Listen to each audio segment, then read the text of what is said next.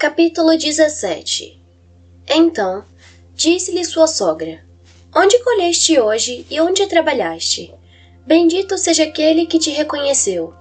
E relatou a sua sogra com quem tinha trabalhado, e disse: O nome do homem com quem hoje trabalhei é Boaz. Rute, capítulo 2, verso 19. Ah! Louvado seja Deus! Noemi veio em minha direção e retirou a cesta cheia dos meus braços. Fiquei orando por você durante toda a manhã. Pelo visto, deve ter trabalhado muito, e bem. Bendito seja aquele que reconheceu seu esforço. Pôs os alimentos em cima da esteira e passou seu xale sobre os ombros frouxamente. Conte-me, em que campo foi cegar hoje? Sorrindo, lancei-me sobre ela e a abracei. O perfume de sua pele estava misturado com o cheiro do sol, cominho e cebolas. Ela estava com um novo semblante e eu podia jurar que havia saído de casa. Era tão bom vê-la se comunicar comigo novamente. Dei um beijo em sua face e me afastei 2 passos. Minha sogra piscou 2 vezes. Nem parece cansada do trabalho, comentou. E não estou. Retirei o meu véu da cabeça e o coloquei pendurado na janela. Quer dizer, o meu corpo está, mas a minha mente não. Foi tão bom passar o dia no campo, respirar aquele ar, conversar com as outras servas. No final do dia, todos nós nos sentamos à mesa para cear. Foi tão divertido. Noemi abriu um sorriso leve. Quanta generosidade desse senhor! Qual o nome dele? Será que o conheço? Segurei-a pelos ombros com um ar de felicidade. Essa é a melhor parte, minha sogra. Ele é vosso parente. O dono daquelas terras chama-se Boaz. Ah! Noemi sentou-se em uma almofada que não estava ali pela manhã. Imaginei ser mais uma das doações generosas de Afra. Sim, eu o conheço. É um parente de Elimeleque, também da tribo de Judá. Eu não o vejo desde... Vagou os olhos pelo ar, depois os ergueu para mim e deu um sorriso matreiro. Que foi? Lembra-se de quando você era mais nova e estávamos lavando roupa, então chegaram estrangeiros a cavalo em Moabe? Você ficou encarando um deles e eu até brinquei com você. Franzi o senho. Depois arregalei os olhos e minhas faces esquentaram até as orelhas. Oh, Deus! Pus uma mão sobre a boca. Eu não me lembrava de onde o conhecia. De fato, ele está mais velho, mas agora posso me recordar. Quem diria? Minha sogra balançou a cabeça, depois me mirou com grande concentração, tamborilando os dedos em seu joelho. Seus olhos estavam em mim, mas parecia que seus pensamentos me atravessavam. Pelo visto, o senhor ainda mantém a sua benevolência pelos vivos e pelos mortos. Meu marido sempre alimentou tanta gente e agora Deus usa o parente dele para nos alimentar. Senti um nó na garganta, explodindo de felicidade com suas palavras. Finalmente, o coração da minha companheira de lar estava se voltando novamente para o Senhor. Eu pensei a mesma coisa quando estava debulhando. O Senhor tem sido fiel conosco. Fico feliz que a senhora esteja conseguindo enxergar. Noemi respirou fundo. O Deus de Israel visitou meus pensamentos pela manhã. Mirou a parede da casa, como se pudesse enxergar através dela. Fiquei pensando que, se eu e o Elimeleque tivéssemos confiado nas provisões do Senhor e não ido para Moabe, talvez meu marido e filhos ainda estivessem vivos. Tornou a virar o rosto para mim. Abandonamos a nossa terra sem a direção do Senhor e fomos para uma terra idólatra, onde os campos estavam fartos, mas aquela fartura era atribuída a Baal. Não confiamos que o Senhor poderia nos suprir aqui mesmo. Sempre achei esquisita aquela história de que a fertilidade dos campos de lá era graças às relações sexuais entre Baal e Astarte. Muitos judeus que migraram com a gente se desviaram dos caminhos de Deus e começaram a adorar esses ídolos de forma vergonhosa, como os pagãos. Alguns só buscavam ao Deus de Israel quando precisavam de intervenção militar. Eu sei, acenei com tristeza. Os judeus são muito temidos por serem guerreiros valentes. O nosso Deus é conhecido por lá como o Deus da guerra. Pois é, mas ele não é só isso. É também aquele que nos guarda e provê de tudo o que necessitamos. Segurei suas mãos com carinho. De todo modo, vocês foram o veículo que Deus usou para chegar até mim e serei eternamente grata por isso. Noemi abriu um sorriso fraco. Tem razão. Colocou-se de pé. Não adianta lamentar o passado. Deus é tão bom que usa até os nossos erros para abençoar outras pessoas. Escute, minha filha. Segurou os meus braços. Você deve permanecer nos campos de Boaz até o fim da colheita. Assenti com a cabeça obediente. Não seria nenhum sacrifício ficar naqueles campos, ocupando a minha cabeça com o trabalho. Foi isso que ele mesmo recomendou. Disse que daria ordens aos servos para que ninguém me incomodasse. É um homem muito bom. Noemi segurou um sorriso e seus olhos de repente pareceram divertidos. De fato. Agora vá relaxar um pouco que eu vou preparar algo para comer. Ainda tem fome? Não, obrigada, eu estou satisfeita. E estava mesmo, satisfeita e agitada. Não sabia por quê. Ótimo! Ela beijou minha testa, depois afagou a lateral do meu rosto. Você sabe que eu a amo, não sabe? Meus olhos umedeceram ao ouvir aquilo, então a abracei. E eu amo você. Noemi passou os braços em torno de mim, alisando as minhas costas. Perdoe se tenho sido uma velha rabugenta. Recuei e segurei o seu rosto adorável nas mãos. Você tinha todo o direito de ser. Foram muitas mudanças, muitas perdas. Mas o Senhor decidiu nos manter vivas por algum propósito, Noemi. E juntas vamos descobri-lo. Com os olhos úmidos, minha sogra assentiu e seguiu para perto do forno. Na manhã seguinte, eu caminhava pela trilha pedregosa até a casa de Boaz, absorta por pensamentos otimistas. Tudo parecia estar melhorando desde que puséramos os pés em Belém, menos as minhas costas, que doíam em cada músculo. Contudo, eu estava feliz, animada com um novo dia de trabalho. Não percebi que ia fazendo uma trança lateral em meu cabelo pelo caminho, lembrando-me da noite anterior e da alegria contagiante dos trabalhadores em torno daquela mesa. Será que seria igual todos os dias? Eu esperava que sim. Tão logo cheguei à plantação, ajeitei o véu sobre a cabeça, puxei a barra da túnica para cima e comecei a trabalhar. Por algum motivo, meus olhos se voltavam para a porta da entrada principal com alguma regularidade. Respirei fundo e procurei focar no que estava fazendo, mas cada vez que um servo entrava ou saía por aquela porta, meu coração era atraído para lá. Continuei arrancando os feixes, ignorando a coleção de piadas indecentes que alguns trabalhadores faziam ao meu redor. Eu ficava repugnada com aquele comportamento de alguns. Pelo menos, nenhum deles se dirigia diretamente a mim. Ao contrário, olhavam-me um pouco desconfiados e mantinham-se distantes. Agradeci ao Senhor em minha mente e sorri em segredo ao me lembrar da promessa de Boaz. Darei ordens aos meus homens para que não lhe molestem. Mais tarde, apiedei-me de 2 senhoras grávidas que trabalhavam perto de mim e ajudei-as em suas próprias colheitas. Quando me cansei, fiquei ereta, passei as costas da mão pela testa e fiquei mirando a casa grande por algum tempo, com os olhos cerrados, até que a voz de uma criada me assustou. Não estava acostumada com esse tipo de trabalho, não é? Alarmada, olhei para ela.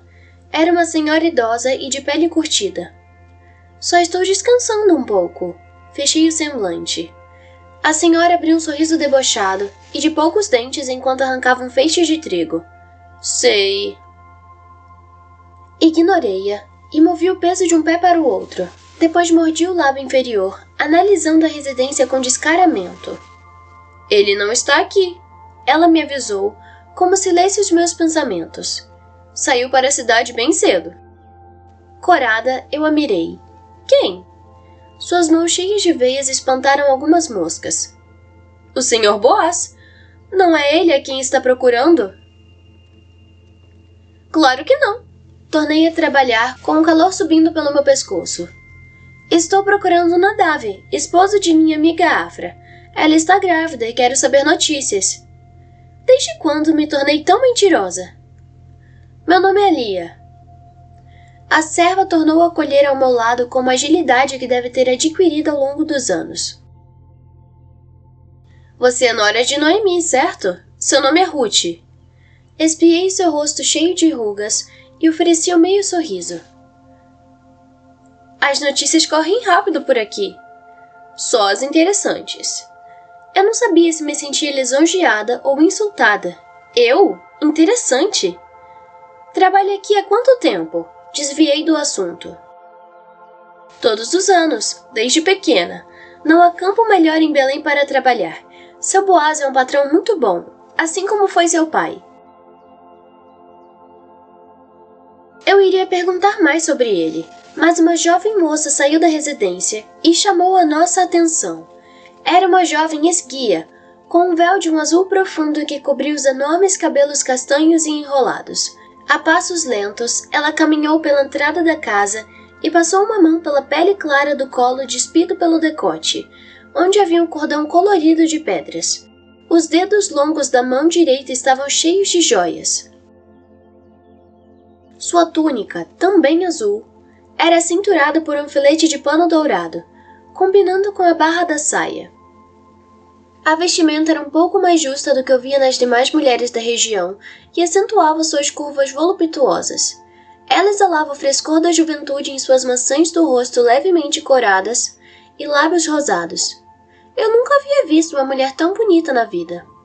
Seus olhos claros passearam pelos trabalhadores da plantação, especialmente pelas mulheres.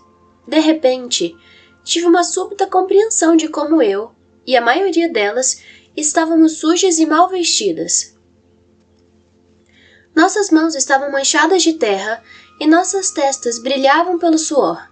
Para piorar, a tal moça parecia trazer um contentamento estranho no olhar, como se estivesse agradecida por não ser ela a fazer o nosso trabalho e encontrasse alguma satisfação ao contemplar aquela tarefa penosa. Algo se agitou em seu olhar quando ouviu o barulho de cascos de cavalos e mirou a lateral do edifício. Ela alongou o pescoço para enxergar melhor, fazendo seus cabelos se soltarem por debaixo do véu e balançarem ao vento. Quando avistou Boaz e 2 servos chegando pela estrada de terra, um leve sorriso tocou seus lábios e ela desceu 2 degraus da escada, entrelaçando as mãos sobre o ventre magro. Como eu já havia visto aquele olhar de adoração no rosto de outras mulheres que trabalhavam na casa, sabia que significava paixão. Entretanto, a passagem de seu senhor por ela foi rápida. Com um pergaminho na mão, Boaz desmontou do cavalo na frente de casa e subiu as escadas. Parou perto dela, somente o tempo suficiente para abrir o broche dourado sobre o ombro direito, tirar a capa de lã e entregá-la displicentemente nos braços da moça. Depois, antes que pudesse contemplar a mesura que ela fez ao segurar o tecido, apressou-se para dentro, seguido por 2 homens. Nem sequer espiou a plantação. A emoção que havia aparecido nos olhos dela desapareceu tão rápido quanto surgiu. Olhando para nós com ressentimento, a jovem apertou a capa nos braços brancos e compridos e gritou: "Esse trigo não vai se colher sozinho!" Em seguida, voltou a passos duros para dentro da casa. 2 trabalhadoras que estavam próximas a imitaram baixinho e deram risadas. "Essas meninas", brincou Lia, balançando a cabeça. "Quem é ela? É a senhora dessas terras?" Apressei-me a perguntar. "Não, o nome dela é Naama, prima do senhor Boaz. Os pais faleceram há alguns anos e ele a adotou por ser o parente mais próximo. Pelo que soube, os pais dela deixaram muitas riquezas. Seu Boaz a trata como uma filha e atende muitas de suas vontades. Já tentou arranjar um casamento para ela várias vezes, mas a menina recusa todos os pretendentes." Franzi o senho. "E ele a deixa recusar?" Lia ergueu as sobrancelhas. "Como eu falei, ele cede às vontades dela. A avó da senhora Naama era prima do pai de Boaz. Antes de morrer, ela o fez prometer que sua neta só se casaria com quem ela amasse. Parece que ela mesma não foi muito feliz com o marido. Boaz manteve a promessa até hoje. Ah! Mirei a residência outra vez. Ela é tão bonita. Comentei sinceramente, relembrando os tempos em que a minha pele tinha aquele mesmo vigor. Por que será que ela não quer se casar? Lia deu 2 batidinhas camaradas no meu ombro. Isso você descobrirá com o tempo. Vamos voltar ao trabalho. Sua resposta foi evasiva, mas confirmavam as minhas suspeitas. Naama deveria ser mais uma na lista de mulheres apaixonadas pelo dono daquelas terras. Tornei a colher as espigas e contornei o assunto. O sol estava forte e eu podia sentir as minhas costas em brasa enquanto me movimentava. Então o Sr. Boaz ainda não tem uma esposa? Tentei não impostar interesse na voz. Minha companheira de trabalho abriu um sorriso matreiro. Não, e espiou meu rosto. Ainda. Pensei que ele pelo menos fosse viúvo, ou algo do tipo. Divaguei, colocando um grupo de espigas no cesto. Seu Boaz é um homem trabalhador e temente a Deus. Desde que os pais dele faleceram, vive a cuidar dos negócios e das pessoas que trabalham para ele, assim como o Sr. Salmão, seu pai. Sinceramente, o fato de ele ainda não ter uma esposa é um mistério para nós. Qualquer mulher da tribo de Judá teria prazer em se casar com ele. Nosso Senhor precisa de um herdeiro, ou deixará tudo para o que tem para outro. Fiquei olhando para a casa grande intrigada. O dono daqueles campos tinha tudo que um homem poderia ter: bens, boa fama, saúde, e era cercado de pessoas que o respeitavam. O fato de ainda não ter uma companheira, uma família, era no mínimo curioso. Passei os 2 dias seguintes calada, meditando sobre aquilo, o que ajudou o tempo a passar mais rápido. No fim do trabalho, eu voltava para casa e ajudava minha sogra nas tarefas domésticas. Depois de jantarmos, ela me contava histórias sobre o povo de Israel, como seu falecido marido fazia. Em algumas noites, eu tinha dificuldades de adormecer. Deitada, cruzava as mãos atrás da cabeça e olhava para o teto. Pensava em Malom, em nossa vida pacata em Moabe. Eu não tinha saudades da minha antiga cidade, mas sentia falta de tê-lo ao meu lado. Alguém para me aconchegar depois de um longo dia de trabalho. Alguém para me ajudar a garantir o nosso sustento. Malom tinha cuidado de mim como um marido zeloso. Se pelo menos eu tivesse tido um filho dele, teria alguém mais a quem me apegar, além da minha sogra. E nós não teríamos perdido as nossas terras pela falta de um herdeiro. Porém, eu sabia que de nada valia lamentar o passado. O Deus de Israel era meu provedor agora, e ele me bastava. Passei algumas madrugadas sentada em nosso telhado, olhando a lua e falando com o Senhor, que sempre acalmava o meu coração. O ar ali era reconfortante, e o céu de um azul profundo. As lamparinas acesas pela cidade davam um lindo aspecto na vista dali, como se fossem uma extensão dos pontos cintilantes do céu.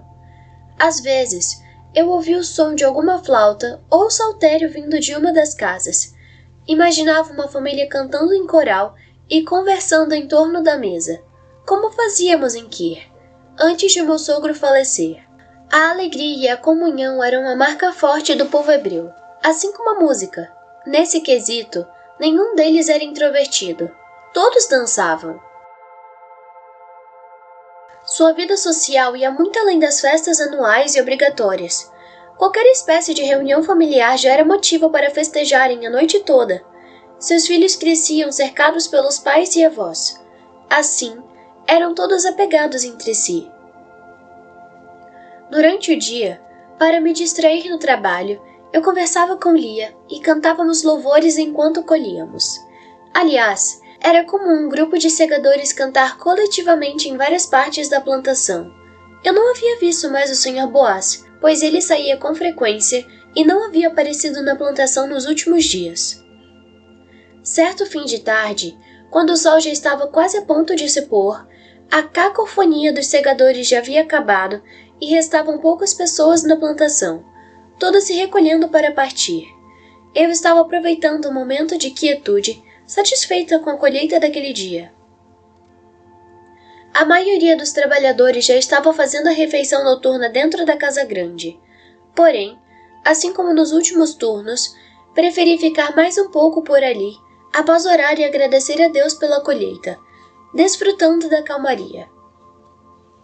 Meu braço brilhava de suor e eu não parava de pensar como seria reconfortante tomar um banho de rio. No entanto, me contentaria em voltar para o nosso pequeno lar naquela corrente humana de trabalhadores e jogar um grande jarro com água do poço sobre a cabeça. Eu não tinha óleos aromáticos para me limpar, então costumava fazer isso com um pano molhado. Eu estava debaixo de uma videira, segurando uma cesta em um braço e afagando a cabeça de uma cabra com a mão livre quando Nadav se aproximou, abrindo o caminho entre o rebanho. Acho que ela gostou de você. Ele riu e indicou o animal com o queixo. E eu dela, sorri. Como está, minha amiga? Algum sinal do bebê? Nada. E Afra continua reclamando. Como sempre, tem dores por todos os lados. Se essa criança não nascer nos próximos dias, eu mesmo vou empurrá-la para fora. Brincou. Dei risada. Se esse bebê for tão determinado quanto a mãe, só vai sair quando quiser. Isso é verdade. Rimos juntos. Não vai entrar para comer com os outros? Mirei a casa. Eu ia, mas o patrão me mandou aqui para vir buscar você. Senti um salto no coração. Me buscar? Após alguns dias sem vê-lo, eu sequer imaginava que Boaz se lembrava de mim. Eu? Por quê? Nadav deu risada. Você vai ficar assustada toda vez que meu senhor lhe chamar? Vai parecer que andou fazendo algo errado. Não, eu só não esperava por isso. Mirei a fachada da residência. Nunca imaginei que fizesse falta. Todos fazem. Nadav espantou a cabra para junto das outras com uma vara. Mas hoje, em especial, ele quer falar com você. Como assim, em especial? Venha comigo. Ele largou o objeto no chão e virou-se para caminhar. Hesitei no primeiro momento. Aquele seria o pretexto perfeito para ver o dono daquelas terras, mas algo dentro de mim relutava com aquele desejo de vê-lo. Como se fosse errado. Como se eu não pudesse dar atenção àquela fascinação boba que sentia pelo nosso parente. Afinal, o Sr. Boaz estava sendo muito generoso comigo, e eu não podia confundir o seu senso de responsabilidade com os criados com o interesse real por uma mulher como eu. Talvez fosse esse medo que estivesse me mantendo sempre do lado de fora da casa durante o jantar, para evitar alimentar qualquer sentimento equivocado por ele.